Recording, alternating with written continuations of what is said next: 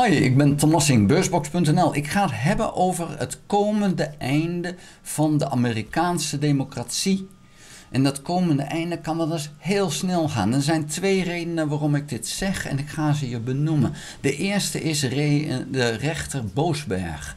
Die heeft namelijk aangegeven naar de regering Trump dat ze de vliegtuigen die onderweg waren naar El Salvador terug moesten sturen. Dat hebben ze niet gedaan. In dat vliegtuig zat ook iemand die niet uitgezet mocht worden. Ook dat is niet gedaan. De rechter heeft aangegeven, je mag pas uitzetten op het moment dat je due process hebt gedaan. Je hebt die mensen via een bepaald proces heb je daadwerkelijk gekeken of ze wel daadwerkelijk uitgezet mogen worden. Dat is niet gebeurd. Nou, die rechter heeft nu gezegd van dit pik ik niet. Ik ga nu onderzoek doen of hier de wet overtreden is en of jullie wel naar mij hadden moeten luisteren. Dus ik ga dit doorzetten. En op het moment dat die rechter gelijk krijgt, dan kan de rechterlijke macht aangeven, die en die ambtenaren, die en die regeringsfunctionarissen, die moeten de gevangenis in.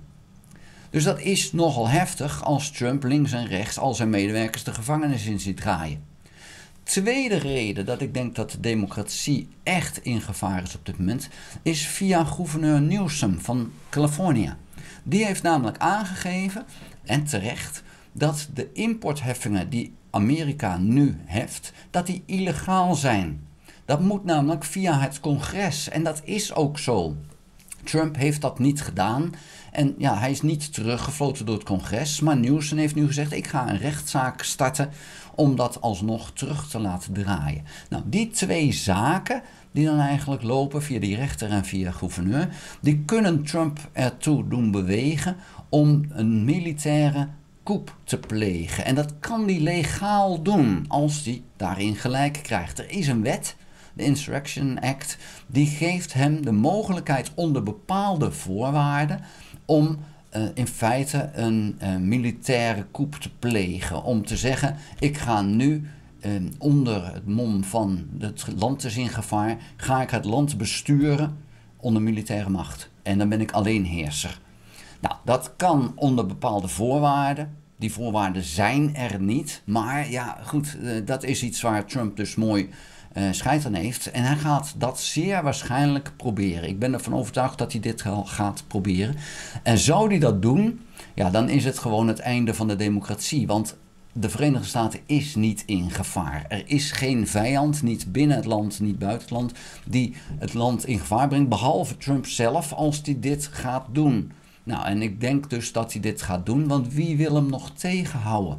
Je ziet nu bij ICE, dat is die politie van de Verenigde Staten die naar de vreemdelingen jaagt, dat ze zich als Gestapo aan het gedragen zijn. Die pakken links en rechts mensen op.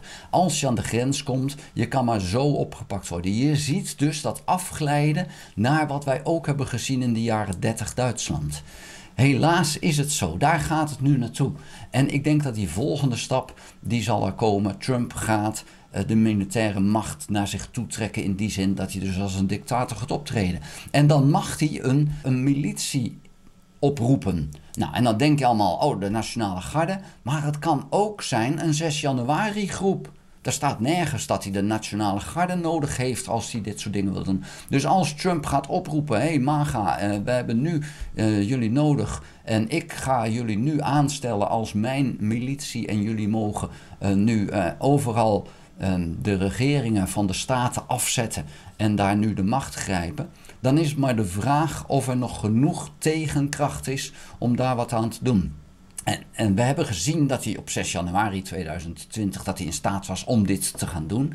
En ik vrees dat dat een mooie oefening was en dat hij dit gaat proberen. En ja, ze hebben geoefend en ze weten dat het uiteindelijk kan, als er maar niet genoeg tegengas is vanuit andere krachten. En de vraag is, zijn er nog genoeg andere krachten om dat tegengas te geven? Ik vrees met grote vrezen voor de Verenigde Staten, moet ik eerlijk zeggen. En waar dit heen gaat, minstens een burgeroorlog als het zo doorgaat. Maar ik voorzie dat die twee acties die ik net genoemd heb, dat die Trump zullen bewegen naar die richting toe. Want Trump zal zeker niet toe willen geven en zeker niet eigenlijk terug moeten naar zijn hok. Dat is niet iets wat Trump eigen is. En ik vrees dus dat hij daarom een overtreffende een trap zal zetten. En dus de macht naar zich toe zal trekken. Ik hoop van harte dat het niet zo is. Maar ik vrees dat het wel zo is. Vond je de video interessant? Geef een duim. Heb je nog geen abonnement? Abonneer je dan op dit videokanaal. Ga ook naar de website www.beursbox.nl. Schrijf daarin op de gratis nieuwsbrief. Dank voor het kijken. Houdoe.